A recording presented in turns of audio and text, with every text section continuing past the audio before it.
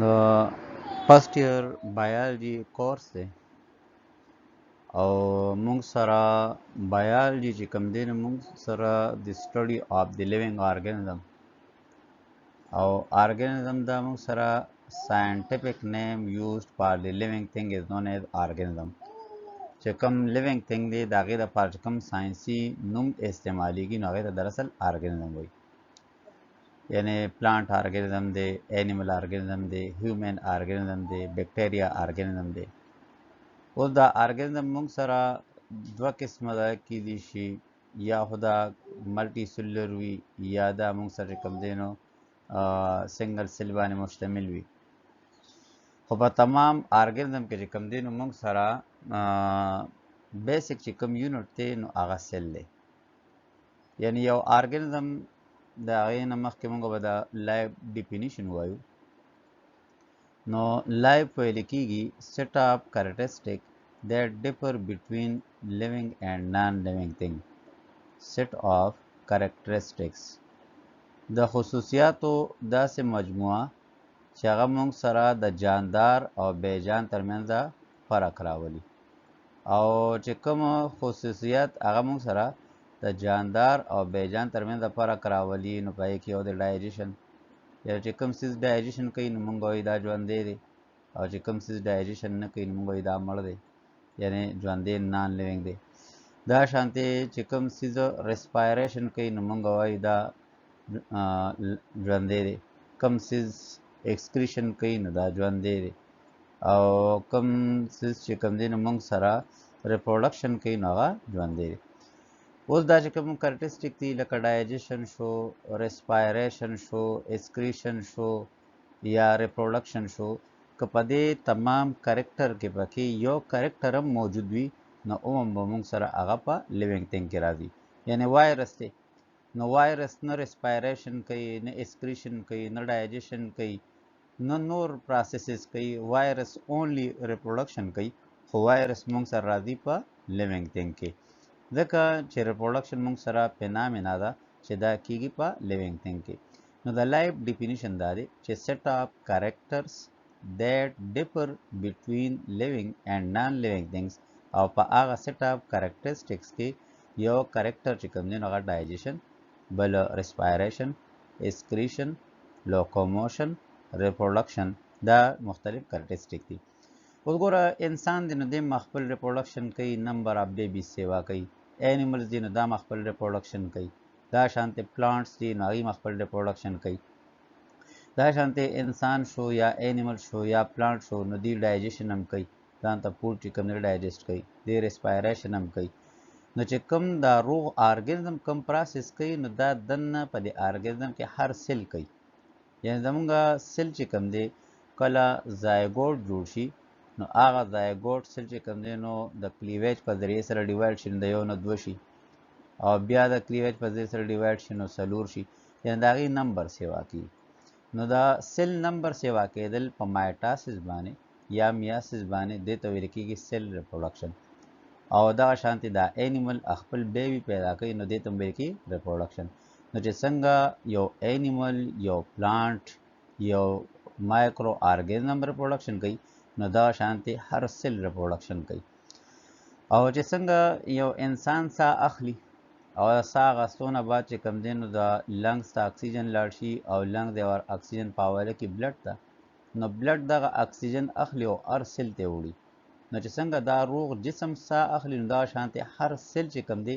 د بلډ نه ځان ته اکسیجن اخلي او بلډ ته کاربن ډای اکساید ورکوي نو هر سیل ریسپایریشن کوي هر سیل ډایجیشن کوي هر سیل چې کوم دی ایکسکریشن کوي چې څنګه یو روغ جسم د لایف غونډ اکټیویټي کوي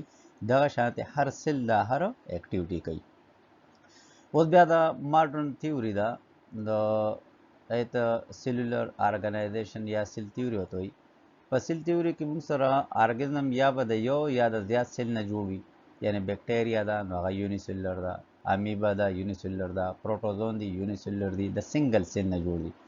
اوس ګوره یونیسیلولر هغه ارګانیزم ته وایي چې په سنگل سیل کې آل لایف اکټیویټیز کیږي یعنی یو سیل دی هغه د لایف غونډ اکټیویټي کوي لکه دا امیبا سیل دی نو دا امیبا سیل اوسیږي په اوبو کې نو د اوبو په اوبو کې حل شوی اکسیجن هغه ایت ډیزالوډ اکسیجن وي. نو په اوبو کې حل شوی اکسیجن دې ته د سیل ممبرین په ذریعه سره دننه راځي او د دې سیل نه چې کوم دی نو کاربن ډای اکساید په اوبو کې حل شي او بهر وځي. نو د دې چې کوم ریسپایریشن دی نو هغه ترو سیل ممبرین کیږي. دا شانته دا امیبا سیل ډایرکټلی ډیوایډ شي باینری فیشن په ذریعه سره نو د یو نه دوه شي. نو دا موږ سره د دې ریپروډکشن شو. دا شانته دې کې چې کوم دی نو کنټرکټایل ویکیول جوړیږي او هغه کنټرکټایل ویکیول په ذریعه سره دا ویسٹ مټیریل بهر وباسي. نو دا ایکسکریشن شو. نو په سنگل سیل کې د لایف تمام اکټیویټیز کېدل نو داسې سیل ته ویل کېږي یونیسلولر ارګانیزم. او چې کله موږ سره په ارګانیزم داسې وي چې هغه د زیات سیل نه جوړ وي او هر سیل په بل سیل باندې د خپل فنکشن لپاره انحصار ساتي نو هغه ته ویل کېږي ملټي سیلولر ارګانیزم. یعنی د انسان جسم دی نو په دې کې هر سیل ته د اکسیجن ضرورت دی خو د جسم لپاره هر سیل ته اکسیجن څوک ورکوي لنګز ورکوي ترو بلډ ترانسپورت په ذریعه سره. دا شانته هر سیل ته د فوډ ضرورت دی خو هر سیل ته چې کوم دی نو فوډ څوک ورکوي ډایجسټیو سیستم ورکوي. نو په ملټي سیلولر ارګانیزم کې یو سیل د بل سیل باندې انحصار ساتي د سپراسز یا د مختلف فنکشن لحاظ سره. نو هغه داسې باډي چې د زیات سیل نه جوړوي او یو بل باندې ډیپندنت وي سیل فار سرټن فنکشن نو هغه ته بیا وایي کی ملټي سیلولر ارګانیزم. او دا موږ سره سیل چې کوم دی دا ډیویژن کوي او د پری ایگزیسټینګ چې سیل موجود دی نو هغه نه سیل پیدا کیږي. سیکنډ پاسپورټ دا دی. تھرد دا دی چې موږ سره په دې سیل کې هیریډیټي میټیریل دی او هغه هیریډیټي میټیریل په ذریعه سره دا یو ارګانیزم نه بل ارګانیزم ته پاس کیږي. یعنی انسان دی نو د انسان چې کوم دی نو کپرس کول د کې مونږ د غنم دانه واخلو نو د غنم دانې اغستلو په وجه باندې مونږ سره وروسته چې کوم دی څوک جوړیږي د غنم بوټي به جوړي او کله جوار دانه واخلو د هغې نه به جوار جوړي. دا ځکه چې په دې جوار دانه کې دننه امبریو ده او هغه سنګل سیل باندې مشتمل ده او هغه سنګل سیل چې کوم دی نو مونږ سره د دې جوار باره کې تمام انفارمیشن وروړي. دا شان د دې غنم باره کې پوره انفارمیشن وروړي. اوس که مونږ فرض کو سپرم او ایګ دا د شیپ نه واخلو نو په ریزلټ کې وروسته مونږ سره څوک جوړیږي شیپ به جوړي. یعنی دننه په دې سیل کې د یو ارګانیزم باره کې کمپلیټ میپ موجود وي پوره نقشه پکې چې کوم دی د ارګانیزم باره کې موجود وي او دغه نقشه چې کوم دی نو مونږ سره د دې ګیمیټ سیل په ذریعه سره د پیرنټس نزي آسپرنګ ده او دې ته ویل کېږي هیریډیټي میټیریل. نو سیل چې کوم دی نو دا هیریډیټي میټیریل پکې وي چې هغه د پیرنټس نه انفارمیشن وړي ډاټر سیلز ته. یعنی چې کوم پیرنټس وي نو د هغې بچي هم د هغې په شانتې وي یعنی د اینیمل بچي د اینیمل په شانتې د پلانټ چې کوم دا وي نو پلانټ په شانتې د بیکټیریا د بیکټیریا په شانتې ځکه د دې کې دننه په سیل کې دا انفارمیشن موجود دي او دغه انفارمیشن چې کوم دی نو دا موږ سره نیکسټ جنریشن ته دا انفارمیشن وړي. اوس دا انفارمیشن چې کوم کیری کیږي نو د عام د پروسس د رسل ریپروډکشن وي او ریپروډکشن چې کوم دی نو موږ سره ضروري دی د کنټینیوټي اف لایف لپاره د زندګۍ د تسلسل لپاره. اوس که ریپروډکشن نه کېدی نو په دنیا باندې بیا غنم نو که ریپروډکشن نه کېدی نو موږ سره بیا چې کوم د انسان نسل بنو. نو دا ریپروډکشن د رسل ضروري دی د کنټینیوټي اف لایف لپاره د زندګۍ د تسلسل لپاره د نسل برقرار پاتې کېدو لپاره. که فرض کو یو ارګانیزم دی او هغه ریپروډکشن سټاپ کی نو د هغه نسل مکمل سټاپ شي. بل چې کوم دی نو تمام میټابولیک پروسیسز یعنی بایولوژیکل کیمیکل ریاکشن از نون ایز میټابولیزم. بایولوژیکل کیمیکل ریاکشن چې کوم کیمیکل ریاکشن په لیوینګ ارګانیزم کې دننه کیږي نو هغې ته دراصل میټابولیک پروسیس وایي او دا تمام میټابولیک پروسیس دا په سیل کې دننه کیږي. نو په سیل کې دننه فوټوسنتھسس کیږي په سیل کې دننه ریسپایریشن کیږي. دا شانته دا چې کوم مونږه غواګانې میخه وغیرہ یا نور چې تمام ارګانیزم دي نو دې ته مونږ عام بوس وغیرہ ورکو دا کاربوهایډریټ دي خو چې کله هغه مونږ ته په ریزلټ کې څه جوړوي پی جوړوي نو پی چې کوم دی نو مونږ سره دا لیپډز دي پروټینز دي. نو دا د کوم پروسس دا د میټابولیک پروسس په وجه باندې یعنی سیل کې دننه کیمیکل ریاکشن کی او د هغې په وجه باندې کاربوهایډریټ پروټین ته یا کاربوهایډریټ لیپډ ته یا کاربوهایډریټ چې کوم دی نو یو پام نه بل پام ته کنورټ کیږي نو دې پروسس ته میټابولیزم وایي. اوس د سیل بایولوژي کې کوم دینو ډیفرنٹ ټیکنیک استعمالیږي او آی کې کوم دی یو ټیکنیک ته هغه مایکروسکوپي. Microscopy is the process in which we study the microorganism with the help of microscope. د microscope په ذریعه سره microorganism داغه مطالعه د تویل کی is known as a microscopy. اوس دا چې کوم microscopic organism موږ سټډي کوو د کې بیا ډیفرنٹ نور ټیکنیکس دي ویریس ټیکنیکس دي چې پای کې د سیل چې کوم دی نو مختلف پارت آیسولیټ کیږي را جدا کیږي او بیا د هغې چې کوم دی نو ایگزامینیشن کیږي یا د هغې باره کې انفارمیشن حاصلیږي. نو یو پروسس ته سینټریفیوګیشن وایي، بل ټیشو کلچر، بل چې کوم دی نو کروماتوګرافي، بل الکتروفورسس او نور مختلف قسم ته کامن پروسسز دي چې د هغې په ذریعې سره مونږ د سیل دننه ارګینلی سټډي کولی شو.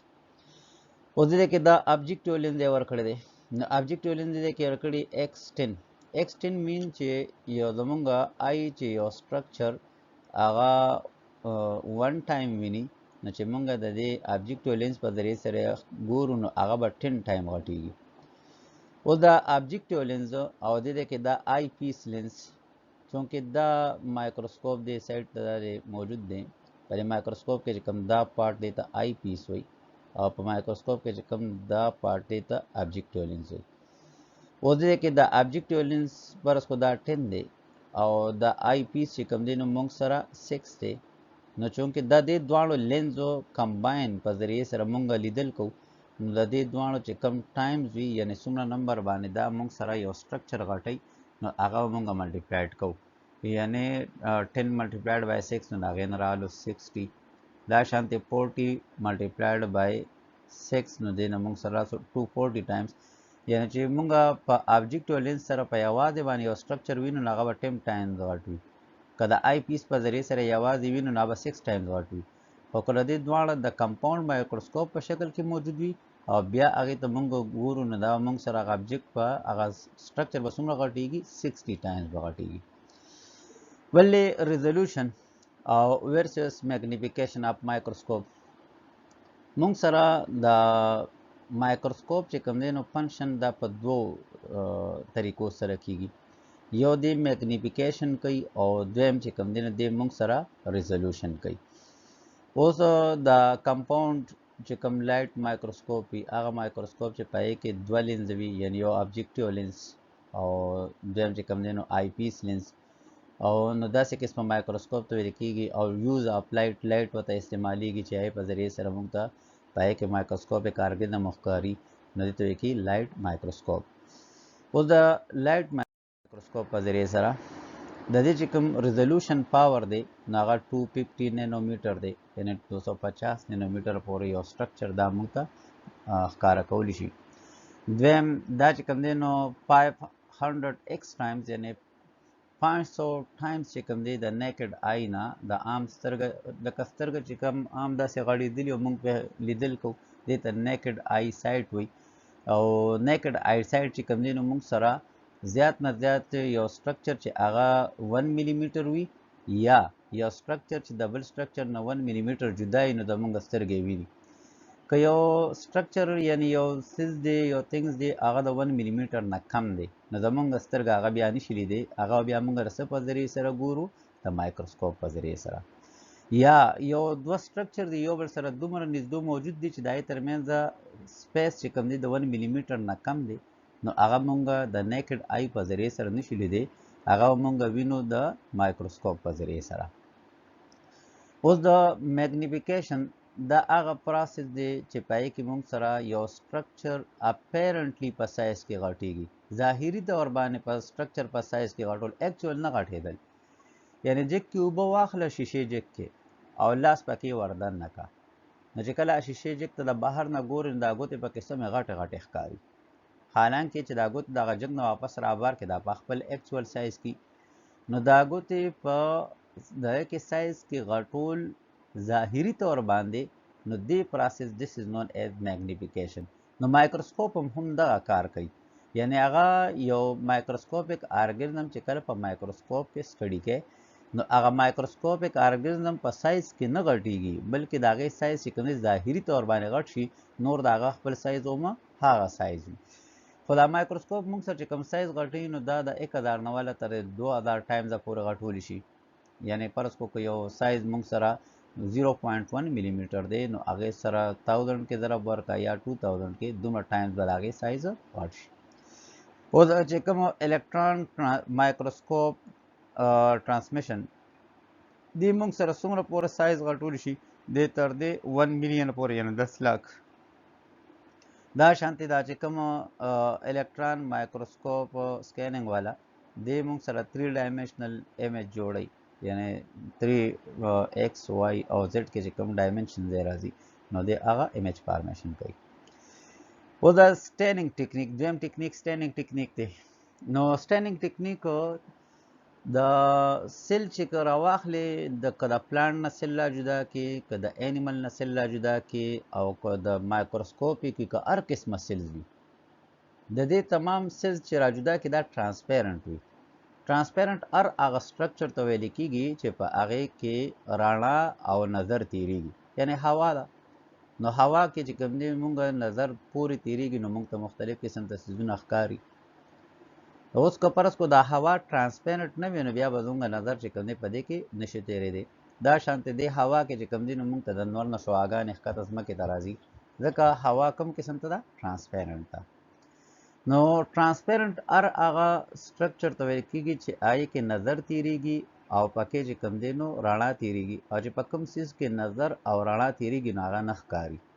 نو د انسان نه که سیل واخلې نو هغه ټرانسپیرنټ یا نه ښکاري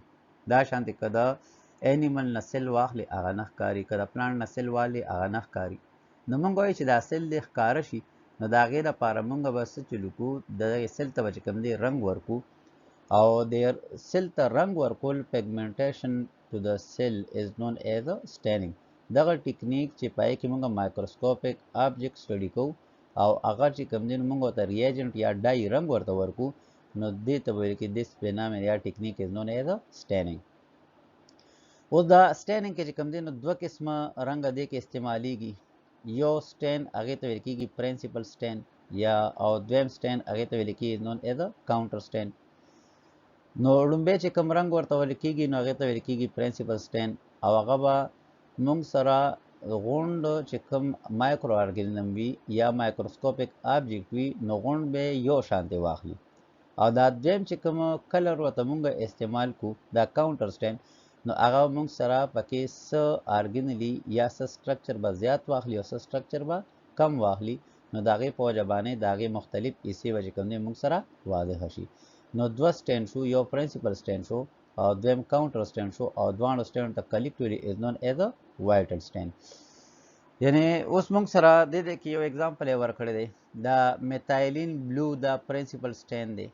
او دا نیوټرل ریډ چې کوم دی دا موږ سره کاونټر سټین دی نو دا چې کوم پرنسپل سټین دی نو دې په ذریعې سره موږ سره هغه غونډ ارګانیزم سټین شي او دا چې کوم نیوټرل ریډ دا کاونټر سټین دی نو په هغه ارګانیزم کې چې کوم مختلف یا په مایکروسکوپیک ارګانیزم دی یا مایکروسکوپیک آبجیکټ دی نو په هغې کې هغه مختلف حصې د یو بل نه بدل شي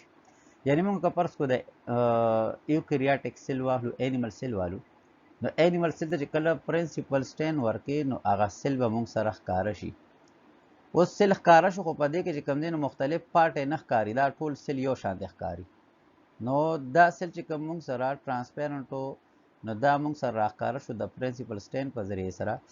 خو دې کې چې کوم اوس مایټوکانډریا موجود ده نیوکلیس موجود دی یا بل څه موجود دی نو هغه موږ ته نه ښکاري نو دې سیل ته به موږ اوس څه وکړو دې سیل ته به موږ ورکړو کاونټر سټین چې کاونټر سټین ورته ورکړې نو د هغې په وجه باندې نیوکلیس به راښکاره شي دا شانتې دې کې به چې کوم دی مایټوکانډریا به راښکاره شي دا شانتې دې کې انډوپلازمیک ریټیکولم به راښکاره شي دا شانتې دې کې چې کوم دی ګلجي باډي یا نور مختلف پارټس به پکې راښکاره شي نو دا پرنسپل سټین چې کوم دی دا موږ سره یو مایکروسکوپیک آبجیکټ یا مایکروسکوپیک ارګانیزم هغې ته چې کوم دی نو هول ارګانیزم به سټین واخلي او د کاونټر سټین سره په هغې کې چې کوم مختلف قسم ته پارټس دي نو هغه به پکې پرامنټ راواضحه به شي اوس دې کې ډفرنټ سټین دی ورکړي لکه انیلین بلو دی نو دې موږ سره بلو کلر پیدا کوي او د فنګل هایپي د فنجي چې کوم سیل وي هغې ته ویل کېږي فنګل هایپي او د هغې چې کوم پروپیګیټري پارټس دي هغې ته سپور وایي. نو د دې سره د فنګل چې کوم هایپي دي او سپور دي هغه سره ښکاره کېږي یا هغه پیګمنټ کېږي. بل بوریکس کارمین نو دا پینک کلر پیدا کوي او دا نیوکلیس په دا کلر اخلي. دویم اوبیل یا کالونی اخلي. دا ایوسین سټین دی دا پینک او ریډ کلر پیدا کوي دا سایټوپلازم یې اخلي او سیلولوز یې اخلي. دا شانتي فیولجن سټین دی نو دا ریډ او پرپل کلر کې وي او دا څوک اخلي ډي ان اے اخلي او هغه ډي ان اے چې خاص کر په سیل ډیویژن کې وي یعنی مایټاسیس کې وي او د هغې کروموسوم یې اخلي نو دې سره کروموسوم را واضحه کېږي. بل چې کوم دی نو لیشمن سټین دی دا ریډ او پینک کلر یا بلو کلر پیدا کوي او دا بلډ سیلز یې اخلي یعنی دا کلر چې کوم دی موږ د بلډ سیلز د سټډي لپاره استعمالولو شو. دا میتایلین بلو چې کوم دی بلو کلر پیدا کوي دا د نیوکلیس سټډي لپاره استعمالېږي. دا سپرینین چې کوم دی نو دا ریډ او پرپل کلر پیدا کوي دا د نیوکلیس او د لیګنین او پلانټ ټیشو سټډي لپاره استعمالېږي. دا سپکې چې کوم دی نو موږ سره ټمپرري سټینز دي نو په ټمپرري سټین کې یو انالین سلفیټ دی دا یو لو کلر پیدا کوي او دا لیګنین لپاره استعمالي. لیګنین چې کوم دی دا موږ سره هارډ مالیکول اف د سیل وال د پلانټ سیل وال کې چې کوم هارډ مالیکول موجود دي نو هغې ته وایي کې لیګنین. بل آیوډین سالوشن دا استعمالیږي کلر پیدا کوي بلو یا بلیک او دا د سټارچ د سټډي لپاره استعمالي. سټارچ چې کوم دی موږ سره پولیسیکراید یا کاربوهایډریټ دی. دا شلورډ سټین سالوشن دی دا یلو بلو یا وایلټ کلر پیدا کوي دا استعمالیږي د لیګنین کیوټین پروټین سټارچ او سیلولوز لپاره. اوس موږ سره مختلف قسم ته چې کوم آرګینلیز دي یعنی سیل کې چې کوم آرګینلیز دي نو د سیل آرګینلی سټډي موږ کوو with the help of staining technique. د staining technique په ذریعه سره چې کوم دی موږ د هغې سټډي کولی شو. دویم چې کوم دی نو ریزولوشن پاور اف مایکروسکوپ. ریزولوشن ویل کېږي دراصل انالیسس اف آبجیکټس. مختلف آبجیکټس دي یو بل سره موجود دي خو دا آبجیکټ د یو بل نه د سټرکچر لحاظ سره د فنکشن لحاظ سره یا د نور څه اکټیویټي لحاظ سره د یو بل نه مختلف کول یعنی فرض کو موږ سره چې کوم دی نو ټیبل دی نو دې موږ سره د سټرکچر لحاظ سره بدل دی د کرسۍ نه نو دا چې کله دا دواړه موجود وي او ته پکې چې کوم دی د سټرکچر د وجې نه وپېژنې چې دا ټیبل دی او دا کرسۍ ده نو دې خبر ته ریزولوشن وایي. نو د مایکروسکوپ په ذریعې سره موږ چې کله سیل ته سټینینګ وکړو او د هغې نه بعد چې کوم دی نو په سیل کې دا وپېژنو چې دا نیوکلیس دی دا مایټوکانډریا ده دا انډوپلازمیک ریټیکولم دی دا ګلجي باډي ده نو دې خبر ته دراصل ویل کېږي ریزولوشن پاور اف مایکروسکوپ. بل سینټریفیوګیشن آل سیل فریکشنیشن دې کې چې کوم دی نو موږ د سیل حصې د یو بل نه جدا کوو او په دې وجه باندې دې پروسس ته سیل فریکشنیشن یا سیل فریکشن مین پارټس یا سیګمنټس او یا ورته سینټریفیوګیشن پروسس وایي. او د چې کوم انسټرومنټ په ذریعې سره موږ د سیل د مختلف پارټس را جدا کوو نو هغې ته سینټریفیوج وایي او د پروسس ته سینټریفیوګیشن وایي. سیل فریکشنیشن چې کوم دی د دې مختلف قسم ته د سیل آرګینلي د دې په ذریعې سره موږ حاصلولی شو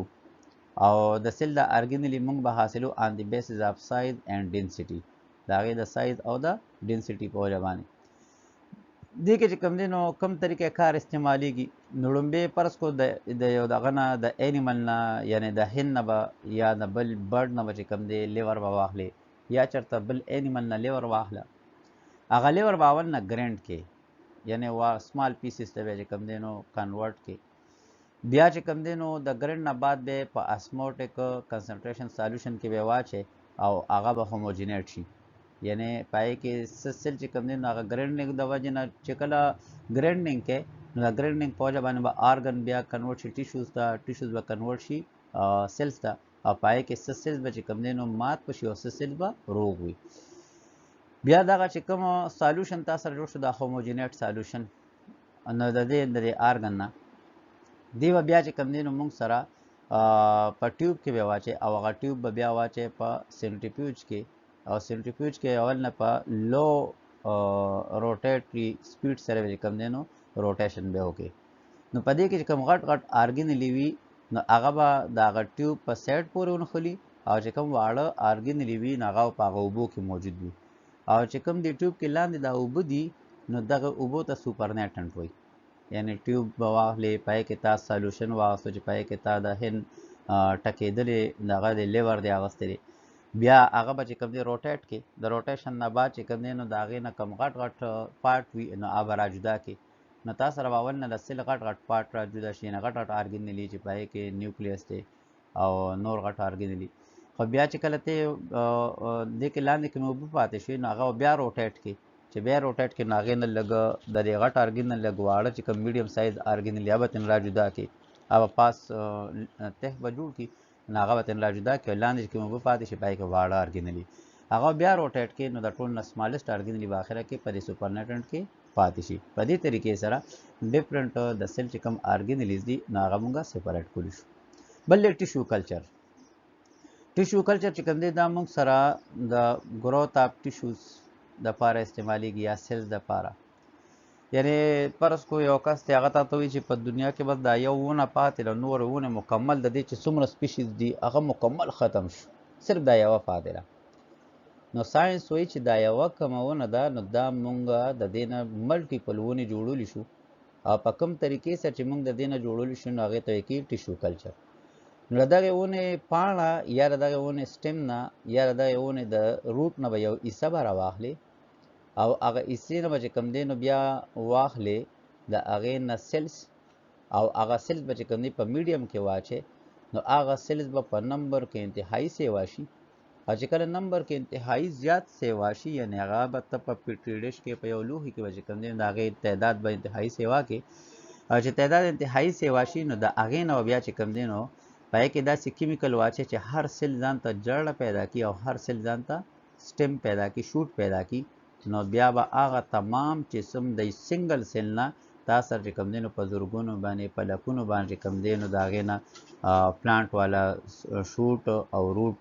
جوړ شو. هر یو به جدا وي راوال، یا بیا ګمله کې واچئ او یا یې په ځمکه باندې وکرئ، نو تا سره د یو دغه نه د یو سټرکچر نه لارج نمبر چې کوم دی نو د یو سیل نه لارج نمبر آف پلانټس جوړ شو. خو دا به چې کله دا استعمالوي نو دې کې خو یو کیمیکل استعمالوي ته ویل کېږي برات یا ورته اګار ویل کېږي بطور میډیم، یعنی چې د پلانټ نه یو سیل را جدا کړي هغه خامخا مري، نو موږ وایو چې دغه سیل دې مړ نه شي، دا ژوندی هم پاتې شي او دې د خپل نمبر هم سیوا کړي، نو دې به خامخا په یو کیمیکل کې اچي او هغه کیمیکل د چې کوم دی نو میډیم یو میډیم په طور کار کوي او هغې کې راځي یو برات یا اګار. دویم چې کوم دی نو دی کوم دا سیل چې کوکتا چې نو دی به خپل کلونز پیدا کوي. کلون مطلب دا دغه سیل به خپل ایگزیکټ کاپي پیدا کوي، چې کوم سیل دی پکې اچولي مخکې سیل به که شانتې خپل نمبر کاپي جوړوي نو هغې ته ویل کېږي کلونز. نو دی چې کوم کلون پیدا کوي نو ته په دې میډیم کې یو قسمه سیلز به اچې، که دوه قسمه سیل دی واچولو نو په هغې کې کیدی شي د دواړو سیل چې کومه ډي ان اے ده هغه یو بل سره مکس شي او د هغې په وجه باندې میوټیشن وشي. نو د میوټیشن رکاوېدو دپاره موږ په دې کلچر کې د یو پلانټ صرف یو قسمه سیلز استعمالو، د بل پلانټ سیل به پکې ورسره نه اچو. او د دې چې کوم ټیکنیک دی چې هغې دپاره څه څه پکار ټیشو کلچر دپاره نو هغې ته سیل کلچر هوډ پکار دی، دویم د هغې لپاره انکیوبیټر پکار دی، واټر باتو ته پکار دی، سینټریفیوژو ته پکار دی، ریفریجریټر یا فریزر ته پکار دی، سیل کاؤنټر یعنی سیل چشمار یا پکار دی، انورټډ مایکروسکوپ پکار دی، او لیکوډ نایټروجن پکار دی چې هغه موږ سره لوویسټ ټمپریچر برقرار ساتي، او سټیریلایزر پکار دی یعنی داسې دغه انسټرومنټ چې هغه موږ سره بیکټیریا یا وایرس یا نور مختلف قسم ته پنجې وغیره ختموي، نو آټوکلیو په طور باندې کار کوي یا آټوکلیو پکې اگزامپل دی. مین سټیپس چې کوم په ټیشو کلچر کې استعمالیږي نه پای کې سلیکشن آف دی پلانټ ټیشو، د پلانټ نه به یو ټیشو را جدا کې یعنی د هغې نه لیف به را جدا کې یا روټ یا د سټیم نه یو حصه، نو چې د پلانټ نه را جدا کې ته بیا ایکس پلانټ وایي. بیا دغه چې کوم ایکس پلانټ دی نو دا به بیا سټیریلایزډ کې یعنی دې نه به چې کوم وایرس بیکټیریا وغیره یا نور کوم مختلف قسم مایکروسکوپیک آرګنزم دي هغه به ترېنه ختم کې او هغه به ترېنه ختمېږي د څه په ذریعې سره د مختلفو کیمیکل په ذریعې سره، یعنی د بوټي نه پاڼه واخله هغه پاڼه کیمیکل په ذریعې سره پاکه کړه. بیا دغه چې کوم ایکس پلانټ تا واغستو نو دې کلچر میډیم کې واچوه، او چې په کلچر میډیم کې اچې نو دغه کلچر میډیم به یا سالډ فارم کې وي یا به چې کوم دی نو په لیکوډ فارم کې وي. چې په کلچر میډیم کې دا چې نو ته کلچر میډیم بیا مختلف لکه دا کلچر میډیم کې دا تا یو پیټری ډیش جوړ کړي دا د بل پیټری ډیش جوړ کړي دا د بل پیټری ډیش جوړ کړي نو په دې کې د 11 چولې د خدای کنسنټریشن کم دی د کې د 11 کنسنټریشن میډیم دی او په دې کې 11 کنسنټریشن هاي دی یعنی یو کې سالوټ د کې سالوټ کم دی د کې سالوټ لږ زیات دی د لومبینا او د کې سالوټ د ټول نه زیات دی نو چې ټول نه زیات دی دا کنسنټریټ دی نو په دې نو اول نه وسل په دې کې واچې کې دې دې کې مول شي دی لومبي کې فرض کوي ته ای وایو بیا وسل چې کوم نه دلته کې په بي والا فلټر ډیش کې واچې کې دې شي دې کې مول شي او وسل بیا په سی فلټر ډیش کې واچې نو کې دې شي کې ژوندې پاتې شي خو په دې درو میډیم کې په یو کې وسل ژوندې پاتې کیږي خو اوس دا پته نه چې په کم کې به دا ژوندې پاتې کیږي نو دغه سیل چې کوم دی نو مونږه به د میډیم کې اچو آن دی بیسز اف ټرایل اینڈ ایرر یعنی یو اول نه به یو میډیم کې واچو که ژوندې پاتې شو ټیک ده که پاتې نه شو مړ شو نو په بل کې به بیا واچو نو بل کې به ژوندې پاتې شي نو په دریو کې په ندی پروسس ته کې ټرایل اینڈ ایرر بیا را چې کوم میډیم ته دا سیل ته انټروډیوس کو یا ایکسپلانټ نو دغه سیل یا ایکسپلانټ په خپل نمبر سیوا کی او لارج نمبر به پروډیوس کی او هغه ته کې کیلس اوس دې چې کوم دغه کیلس پروډیوس کو نو بیا به دې کې چې کوم دی میډیم کې واچې شوګر ورسره چې کوم دی نو اکسین او سایټوکاینین په لو لیول کې لږ به پکې واچې نو د دې په وجه باندې هر سیل به ځان ته چې کوم دی نو تنه پیدا کی شوټ په پیدا کی هر سیل به تنه پیدا کی یعنی دغه سیل چې تا په دې پلټریش کې چولې نو د په زورګونو تعداد ته ورسیږي او یا لکونو تعداد ته او بیا په دې کې چې کوم دی نو اکسین او سایټوکاینین پکې لږ واچې نو هر سیل به ځان ته تنه پیدا کی بیا به دغه کیلس چې کوم دی په مختلف قسم ته نمبر اف ټایمز یا نور پلټریش کې به تقسیم کی او بیا پکې هایر په 7 سټپ کې په هایر اکسین زیات اکسین او زیات سایټوکاینین به پکې واچي نو داغه په وجه باندې هر یو سیل بدن ته روټ هم پیدا کی یعنی هر سیل ځان ته هم تنه وکړه او میدان ته جاړه وکړه داغه نه پس چې کوم دی دغه سیل براواخلې دا هر یو چې کوم تنه کړی دا او جړې کړی دا او جدا جدا به چې کوم دی نو په غملې کې به واچي یا به چې کوم دی نو پزماکه باندې چې کوم دی نو وکړي او دې پروسس ته کې از نون ایز ا ټیشو کلچر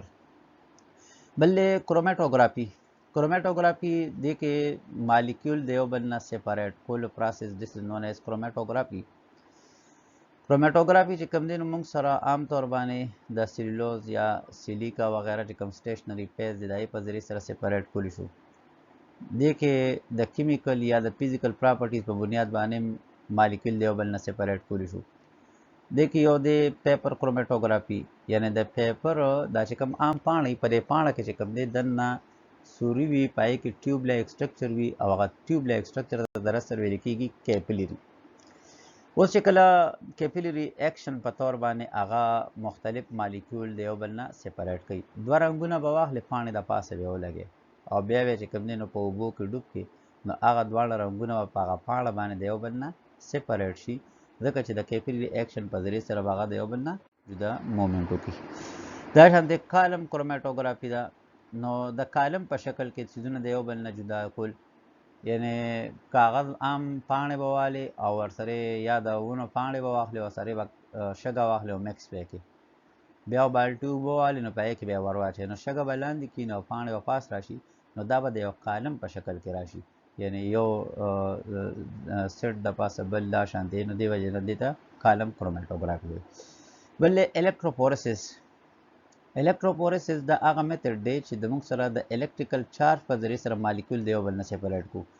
او په الکتروفورسس کې عام طور باندې د کې نیوټرل مالیکول نه استعماليږي د کې چې کوم نه کم قسم د مالیکول استعمالي چارج آئن مالیکول استعماليږي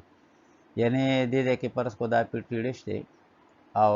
د پیټریډش کې چې کوم دی نو موږ د یو سیټ ته د پازیټیو چارج دی او د بل سیټ ته د نیگیټیو چارج دی